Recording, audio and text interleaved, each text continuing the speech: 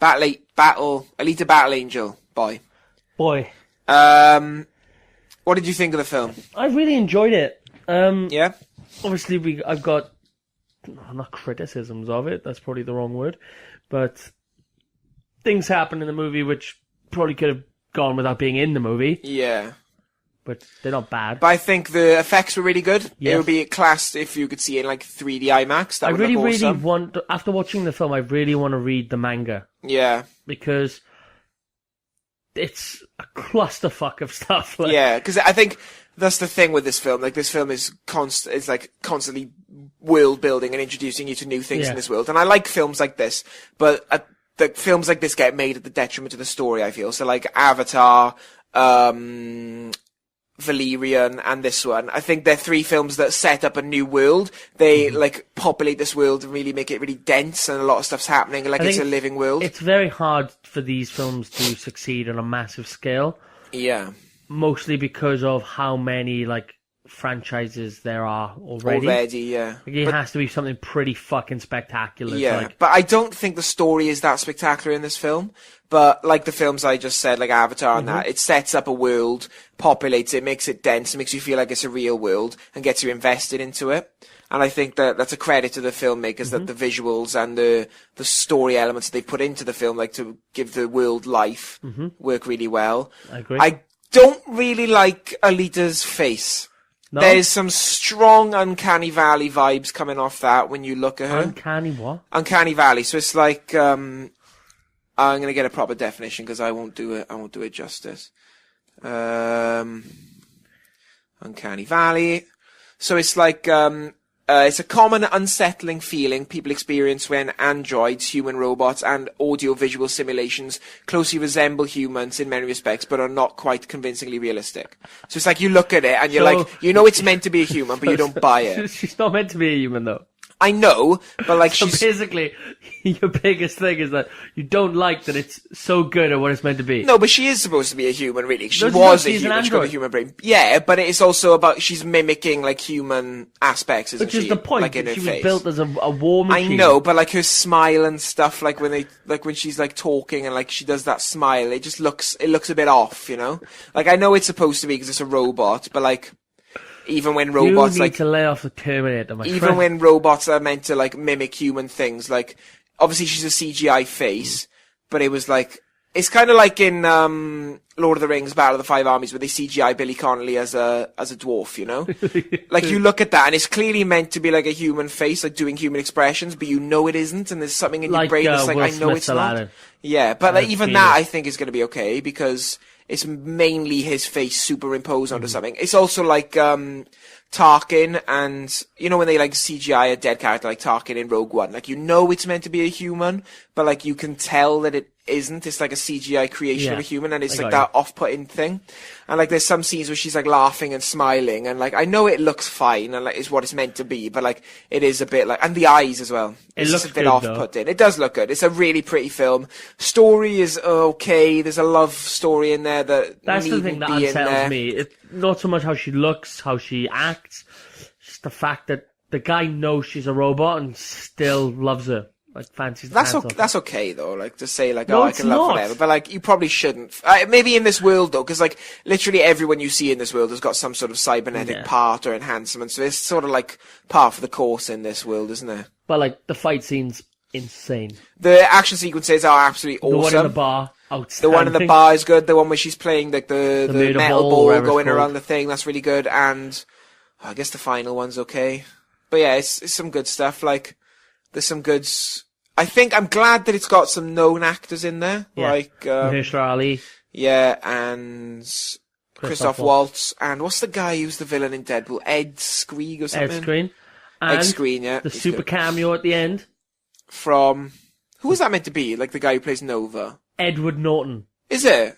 Oh shit! I didn't even. Edward fucking Norton. I didn't is even the bad know. guy. I looked at his face. You and I can't was like, tell until he takes the glasses off, and then you're like, "Holy shit, that's Edward Norton." Yeah, I looked at him. I was like, I know this guy. Who's this meant to be? It's But I a just couldn't. Hulk. I couldn't put a name to the face. But yeah, Edward Norton, obviously. But yeah, Edward Norton. so that's good. So basically, the story is like there's there was a war. There's these floating cities that like the elite class live on, and there was a war that destroyed every floating city apart from this last one. So everyone from humanity is like crowding around this one city now, and they're like all living in the slums basically, and like they do things with the promise of maybe going up to that world. I do really like how the movie subverts expectations as well. In what way? So obviously, you have Christoph Waltz's character. He's basically a doctor of like biomechanics, I'd say. Yeah, so he like does all the repairs. Yeah, he repairs people's like broken, what do they call like animatronic limbs and parts, shit. Yeah. And like throughout the first part of the movie, it's like, oh, another girl died last night. She like had her arm ripped off or whatever. Yeah. And then it like Alita follows him. It looks as if he's about to murder someone. Yeah. But no, really, he's really struggling to make ends meet. So what he's doing is he's registered as like a bounty hunter, what they call the hunter warriors or whatever. Yeah. So they go around hunting bounties and like. So he was looking for the person who was doing these murders, basically. His shop open so they can carry on giving out cheap and free repairs to people who really need it because they're so poor. And also he's doing it because I guess we're going into spoilers now. His daughter was killed by one of these like people because he was giving parts to somebody. And they were looking for drugs, and he gave him like really strong like arms. And then he comes into the house, and obviously his daughter was in a wheelchair, and he built like this body for his daughter, which he ends up giving to Alita. His daughter was also called Alita.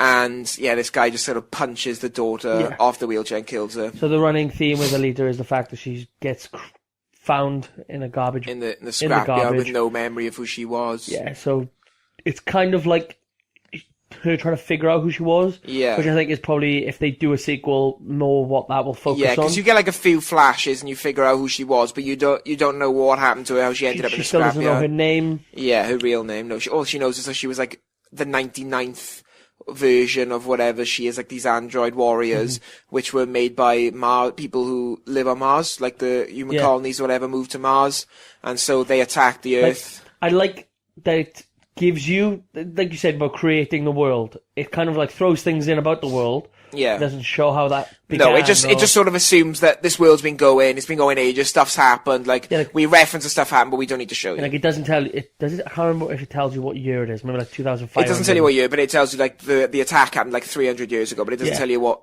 it's in 25, it's 25 something. 25 something, so it's like, and then like to really hammer home that it's like so far in the future, because obviously a lot of civilization kind of resembles what it would look like now, except for like vehicles. Because they've regressed, basically, because of obviously the poverty they're living in, they've regressed. But at the same time, the technology they have is superior to what we have now. And then it's like, they just throw in a reference to, there's human colonies on Mars. Yeah, like, and the people who are on Mars attacked us, and they have like they have tech that we can't backwards engineer, so like all their tech is like, all the Mars tech is still like, just rotting basically on Earth if like ships were shot down or whatever, and Alita is one of these like people who Mars built, and they were training on the moon and all that shit, like to fight just basically for this war against Earth. Right. And to kill Nova or whatever, who's seems like a bit of a dick. He's like cultivating human parts. They don't really explain to you what he is. Yeah, like there's just a bit where like there's chips in people that he can like take control of and see through their eyes and stuff. That just happens. Oh, the bit with, so spoiler again, there's a bit with Mahershala Ali's character, and Nova takes control of him, and Alita just basically stabs Mahershala Ali's character. Yeah, he's taunting Alita, and then Alita stabs Mahershala Ali, who obviously wasn't in control, but he dies so anyway. Obviously he's dying, his character, obviously, because he's not in control of his consciousness. He's still talking Nova is still just talking normally. And as Mahershala Ali's like body is like dying and like in pain, falling to the floor. Ooh. That looks fatal. That looks fatal, yeah. As Mahershala Ali's like suffering and falling to the floor in pain. Like Nova's just talking completely straight face. I really like Mahershala Ali. Yeah. He's good in stuff. I love him. Like anything I've ever seen him in, I just love him in. Yeah. You seen Green Book? Yeah. Outstanding. We did an episode on it. I can't remember. That was last episode. It was. Yeah, so where am I right now? Mahershala Ali is like promising to send people up to the floating city, right? But the way he's doing it is he doesn't actually send them up there. He like takes their body parts, their brain and stuff, and sends it up there. Nova has an interest in interesting people. Yeah. And he'll basically take your eyes, your brain, your hands. What for, though? Is that so they can replace the body parts of humans with other humans rather than robot parts? Ooh, like Frankenstein, maybe. Yeah. So, like, if you lose an eye, they don't give you a robot eye, they give you, like, a good eye from a person. That's why they're sending it up there. That's not a bad shout. Because it doesn't really I like it. Just sort of stuff happens, but it doesn't necessarily beat you over the head with exposition. I like that it leaves you asking questions. Yes, which is what I think a movie that wants to set up a sequel. Well, it definitely does set it up for a sequel, like Alita going up to fight Nova. That's what I think with Lord of the Rings. Obviously, Lord of the Rings was always meant to be a trilogy. Yeah, but, like the first film doesn't really have an ending. No, they just sort of the end. They just sort of separate, don't they? So like, but some it's just of the all of them Fellowship just go walking off away to Mordor, and the others fuck off. You to know do they still got this huge leg of the journey ahead of them. But like, you've just watched this like 2-hour epic, and you're like, shit, that was sick. But it was basically just a setup thing, which I think this is a lot of, like setting up the world, the characters, the motivations. This is where I think I'm kind of worried for Avatar 2. Because it's been so long. There's going to be like a time jump, I think, but I think it's only going to be like 5-10 years. I hope they don't do that with Alita, though. They don't wait fucking ages to make another one. Let me check the box office of... I feel like... Has it opened in Japan and China yet? I don't know. I feel like that's where it's going to do money. It's going to do money. That's where it's going to collect the bread. Okay, so budget, as you'd expect, 170 million. Worldwide so far, it's on 140 million. It's fine. Opening weekend was 28 million, which is fine. Domestic, it brought in 45, which is okay. I don't know if it's... Let's see the foreign, though. Is there anywhere it hasn't opened? So it hasn't opened in Japan. There's no results here for Japan or China, which I assume is going to be its biggest market. Obviously, especially if it's based on a manga. Yeah, that's going to be its biggest like opening. So that's fine. Yeah, that's fine. It's making decent money, and I'm sure. But what's its ratings? Because that could what make or break it. It might make money, but is money enough these days just to release a sequel? So it's got 59% on Rotten Tomatoes, 7.6 out of 10 on IMDb, and a 54% on Metacritic. So it's really, I'd probably give it a 7. What's the audience score on Rotten Tomatoes? 95% on Google, 94%. So it's literally like the opposite of The Last Jedi, where like critics give it high, but the audience give it low. But the audience have given it 94%, which I get. Like, critically, this film isn't breaking any boundaries other than the fact that the visual design and the world building. But I think the story does sort of suffer at the hands of those things. Because obviously there's got to be a compromise. But I think that as far as setting up a world, but it doesn't feel like a film that's, you're just watching it because it's setting up another one. And I think my biggest, like, dampener on it is the fact that it couldn't decide. It clearly couldn't decide what it wanted its ending to be. Yeah, there were like a few separate things. It's like... She's fighting Mahershala Ali's character, then she's fighting the big Russian dude, and then it looks like they're going to go to the city. And then they're running up the city after her boyfriend who gets killed and becomes turned into a robot, which he seems fine with. Like, he's not having sort of any sort of stress, but I guess that's the world they live in, where he could have his head cut off and just shoved on a robot body, and he's fine with that. And yeah, but then they don't actually, and then he falls and dies, we assume. I guess, would he die though? I guess if he fell on his head. If he died off screen, he doesn't die. But if he fell on his head, probably he would die. But I guess if he fall anywhere else, he'd be fine. I guess so. It's quite high though. But yeah. It's sort of good that the fact that they made her lose her memory, because she is meant to be the audience then. So like, she doesn't know what's going on. We don't know what's going on. So every time something gets explained to her, she learns it, but so do we. So it's like we're progressing along with her, which I like. Cause I don't, it's like you always see in films, like we know stuff that's going on, but the characters don't. So we're waiting for them to catch up, and it's frustrating. But in this case, it's like we're just as clueless as she is. So everything she learns, we're learning at the same time, which I think is good storytelling in that respect. But yeah, visuals, action sequences, all good stuff. Christoph Waltz's weird jet hammer. Yeah, that's kind of cool. That reminds me of like, I don't know, there's something I've seen of like jet hammers, but it's a weird thing. But like, yeah, these little things like the vehicles, like everything is clearly from this world, but like nothing has to be explained, which I like about these films. He jumps on a motorcycle, but it's just a giant one wheel. It's just like one wheel, yeah. It's cool. And then obviously there's that sport, the metal ball, which is it's just a sport that they do. Like, they don't have to explain the rules or anything. It's just something that's happened, which I like, that we're just jumping into this universe. Yeah. As if it's been going on for ages and ages, you know? So I do kind of hope it gets a sequel. Like, at the end, I was left wanting more coming out of it, if you know what I mean. So. It's a long old film. Still 2.5 hours long. It's like, yeah, it's a long old film, but I never really felt that it dragged too much. Like, it's kind of well paced in between. towards the end when they were trying to round it off and they couldn't. Yeah, like, when they're trying to like say, okay, we're coming to the end now. We need to set up stuff that's going to happen as well as tie off loose ends from this film. But yeah, and special shout out to that bounty hunter who had the dogs. Yeah, the Hound Master. Funny. And they killed that little dog. And he was like, nasty. Whoa. Clearly wasn't a dog person. But yeah, it was good. Like, the battles were all good. Especially the one in the bars, you say. The action was kind of brutal as well. Yeah. Yeah, it was a good film. Like, they got away with some gory stuff because obviously they're not really 100% human, so like their blood is blue and stuff. Mm-hmm. And they got away with some stuff like that, like taking off arms and stuff, but again, it's just robot arms, so...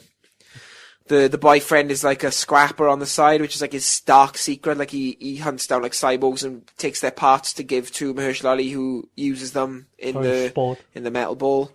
But he sort of changes his way, but it's too late. There's one point that I'm like, where so Ed Screen's bounty hunter character is going to kill him, but he hasn't done anything wrong. But then he sets up a bounty on him for the murder of a guy that Ed Screen actually killed.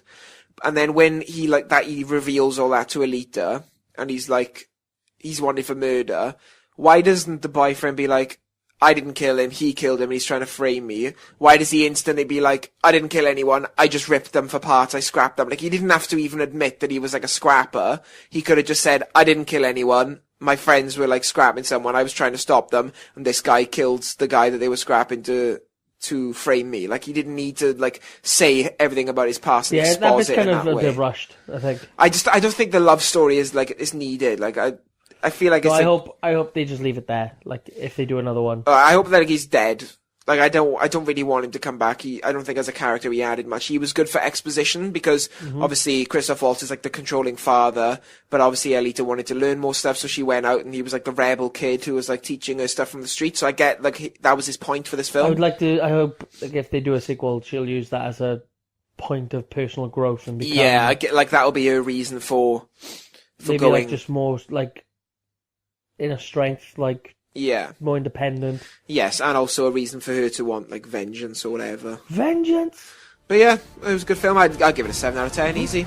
I'd agree.